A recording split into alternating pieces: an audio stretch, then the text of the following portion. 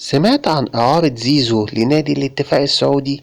أنا كمان سمعت، ولكن الكلام دوت بقاله أسبوع، معرفش ليه اتردد فجأة دلوقتي، وليه للمرة التانية بيقولوا في اجتماع حاسم لمصير زيزو مع والد زيزو.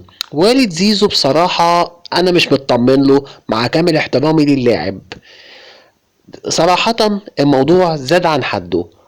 اللاعب جدد للزمالك ودي حاجة معروفة، وإلا ما كانش نادي الاتفاق السعودي طلبوا 6 شهور إعارة ب1.5 مليون، وهيدفع كمان 3.5 مليون دولار عشان خاطر يفعل بند البيع.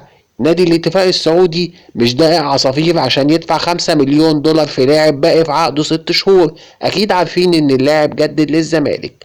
بكرة هنشوف الموضوع هينتهي على ايه، ونتمنى الموضوع ده يخلص، لان لو احنا هنجدد له ووالده كل شوية هيجيب لنا عروض، يبقى كده ملهاش لازمة.